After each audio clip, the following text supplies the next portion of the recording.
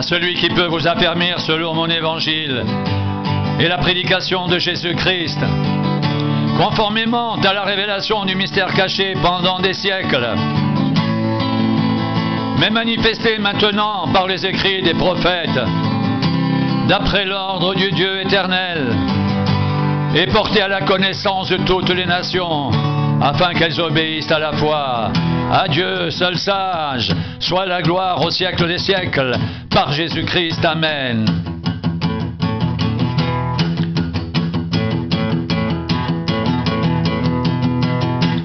À celui qui peut vous affermir, selon mon évangile et la prédication de Jésus-Christ, conformément à la révélation du mystère caché pendant des siècles, mais manifesté maintenant par les écrits des prophètes d'après l'ordre du Dieu éternel, et porté à la connaissance de toutes les nations, afin qu'elles obéissent à la foi. À Dieu, seul sage, soit la gloire au siècle des siècles, par Jésus-Christ. Amen.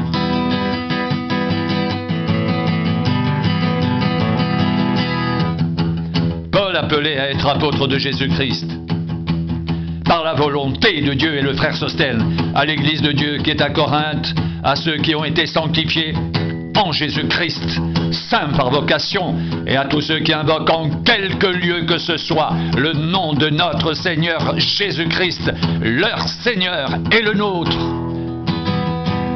Que la grâce et la paix vous soient données de la part de Dieu notre Père et du Seigneur Jésus-Christ.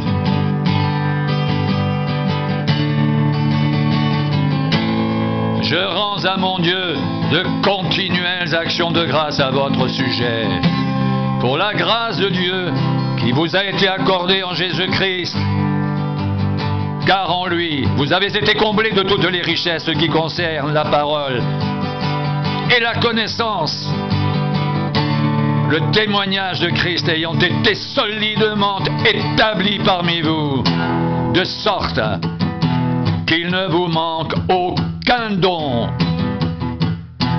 dans l'attente où vous êtes de la manifestation de notre Seigneur Jésus-Christ. Il vous affermira aussi jusqu'à la fin, pour que vous soyez irréprochables au jour de notre Seigneur Jésus-Christ. Dieu est fidèle, lui qui vous a appelé à la communion de son Fils, Jésus-Christ, notre Seigneur.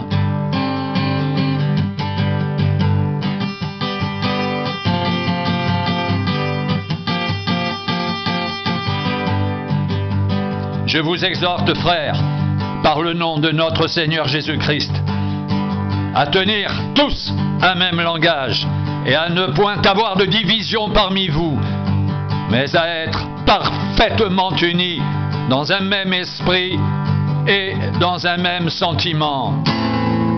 Car, mes frères, j'ai appris à votre sujet, par les gens de Chloé, qu'il y a des rivalités au milieu de vous. Je veux dire que chacun de vous parle ainsi. Moi, je suis de Paul, et moi d'Apollos, et moi de Céphas, et moi de Christ. Christ est-il divisé? Paul a-t-il été crucifié pour vous? Ou est-ce au nom de Paul que vous avez été baptisés? Je rends grâce à Dieu de ce que je n'ai baptisé aucun de vous, excepté Crispus et Gaius, afin que personne ne dise que vous avez été baptisés en mon nom. J'ai encore baptisé la famille de Stéphanas. Du reste que je sache, je n'ai baptisé personne d'autre. Ce n'est pas pour baptiser que Christ m'a envoyé. C'est pour annoncer l'Évangile, et cela sans la sagesse du langage, afin que la croix de Christ ne soit pas rendue vaine. Car la prédication de la croix est une folie pour ceux qui périssent, mais pour nous qui sommes sauvés Elle est la puissance de Dieu.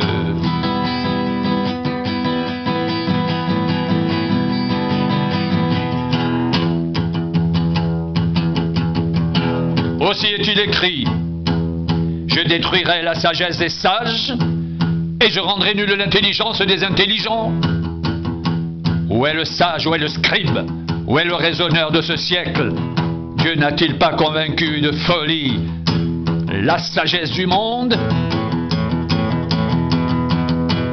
Car puisque le monde, avec sa sagesse, n'a point connu Dieu, il a plu à Dieu, dans sa sagesse, de sauver les croyants par la folie de la prédication.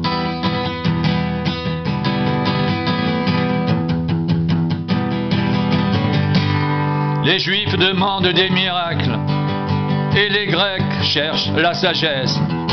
Nous prêchons Christ crucifié, scandale pour les Juifs et folie pour les païens, mais puissance de Dieu et sagesse de Dieu pour ceux qui sont appelés tant juifs que grecs, car la folie de Dieu est plus sage que les hommes et la faiblesse de Dieu est plus forte que les hommes.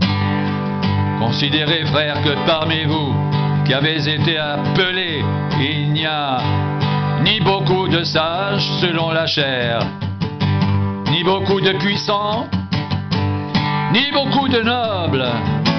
Mais Dieu a choisi les choses folles du monde pour confondre les sages. Dieu a choisi les choses faibles du monde pour confondre les fortes. Et Dieu a choisi les choses viles du monde et celles qu'on méprise, celles qui ne sont point, pour réduire à néant celles qui sont, afin que personne ne se glorifie devant Dieu.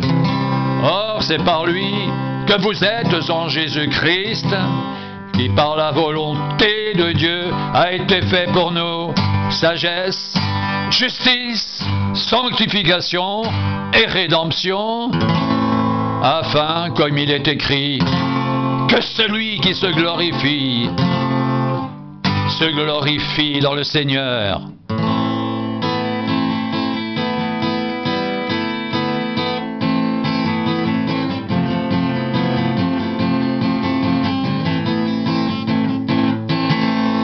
Pour moi, frère, lorsque je suis allé vers vous, ce n'est pas avec une supériorité de langage ou de sagesse que je suis allé vous annoncer le témoignage de Dieu, car je n'ai eu la pensée de savoir parmi vous autre chose que Jésus-Christ et Jésus-Christ crucifié. Moi-même, j'étais auprès de vous dans un état de faiblesse et de crainte et de grand tremblement. Et ma parole et ma prédication ne reposaient pas sur les discours persuasifs de la sagesse, mais sur une démonstration d'esprit et de puissance, afin que votre foi soit fondée non sur la sagesse des hommes, mais sur la puissance de Dieu.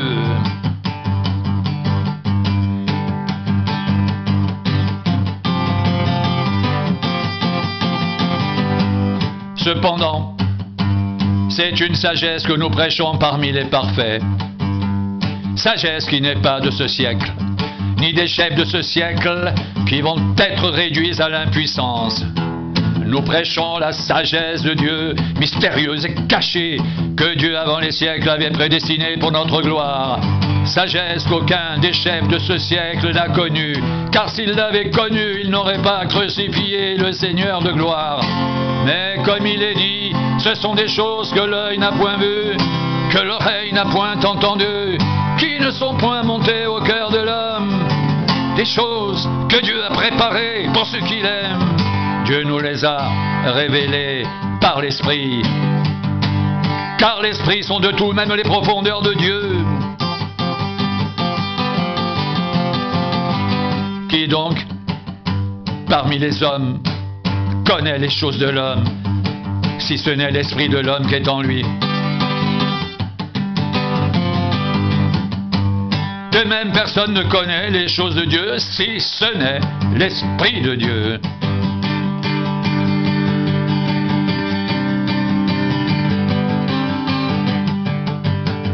Or nous n'avons pas reçu l'Esprit du monde, mais l'Esprit qui vient de Dieu, afin que nous connaissions les choses que Dieu nous a données par sa grâce.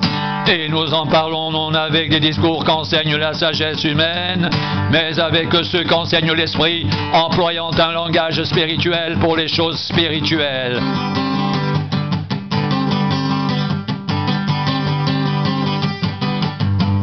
Mais l'homme naturel n'accepte pas les choses de l'Esprit de Dieu, car elles sont une folie pour lui, et il ne peut les connaître parce que c'est spirituellement qu'on en juge.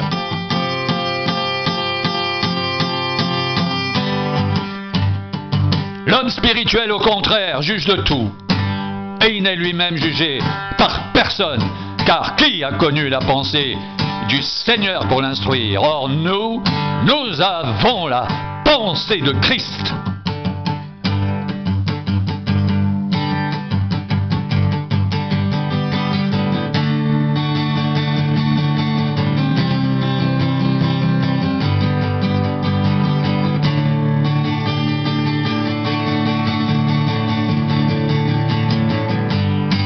Cependant, c'est une sagesse que nous prêchons parmi les parfaits. Sagesse qui n'est pas de ce siècle, ni des chefs de ce siècle, qui vont être réduits à l'impuissance. Nous prêchons la sagesse de Dieu, mystérieuse et cachée, que Dieu avant les siècles avait prédestinée pour notre gloire. Sagesse qu'aucun des chefs de ce siècle n'a connue. Car s'il l'avait connu, il n'aurait pas crucifié le Seigneur de gloire.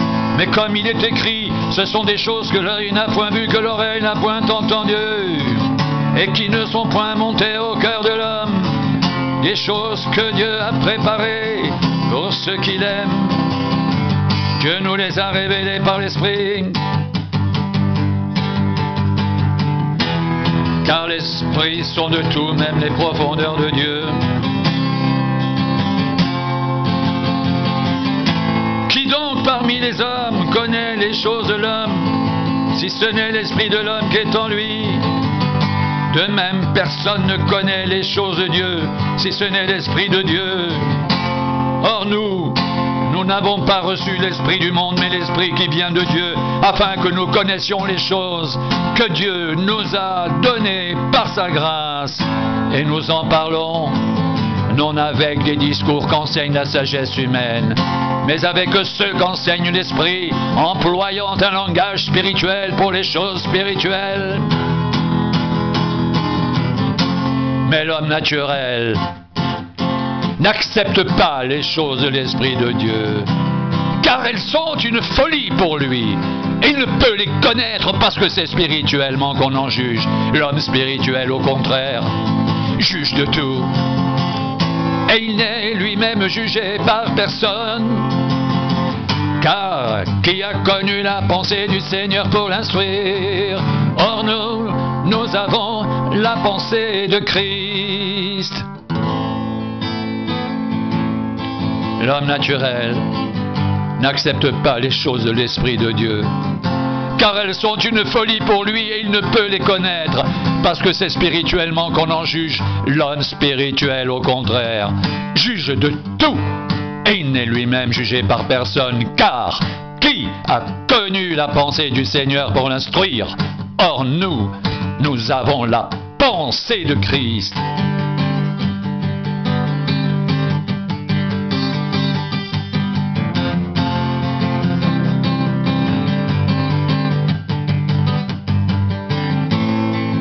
Comme il est écrit, ce sont des choses que l'œil n'a point vues, que l'oreille n'a point entendues, et qui ne sont point montées au cœur de l'homme, des choses que Dieu a préparées pour ceux qui l'aiment.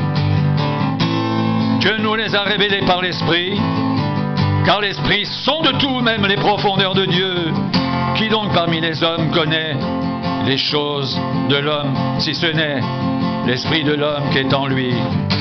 De même, personne ne connaît les choses de Dieu, si ce n'est l'Esprit de Dieu. Or, nous n'avons pas reçu l'esprit du monde, mais l'esprit qui vient de Dieu, afin que nous connaissions les choses que Dieu nous a données par sa grâce. Et nous en parlons non avec des discours qu'enseigne la sagesse humaine, mais avec ceux qu'enseigne l'esprit, employant un langage spirituel pour les choses spirituelles.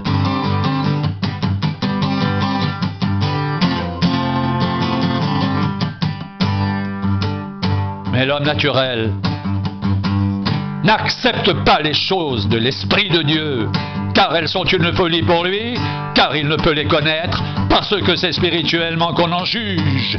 L'homme spirituel, au contraire, juge de tout, et il n'est lui-même jugé par personne. Car qui a connu la pensée du Seigneur pour l'instruire? Or nous avons la pensée de Christ.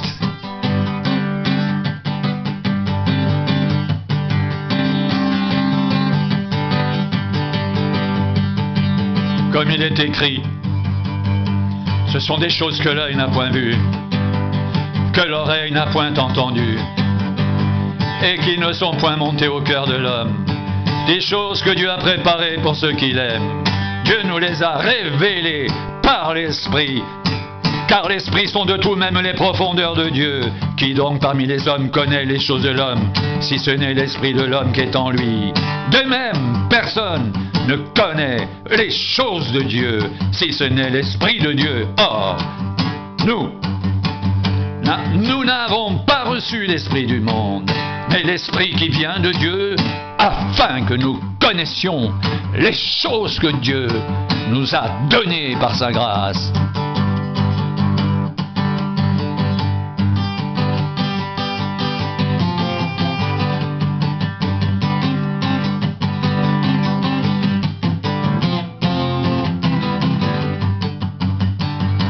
L'homme naturel n'accepte pas les choses de l'Esprit de Dieu,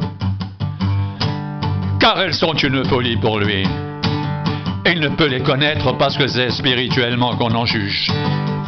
L'homme spirituel, au contraire, juge de tout. Il n'est lui-même jugé par personne. Car qui a connu la pensée du Seigneur pour l'instruire? Or nous avons la pensée de Christ.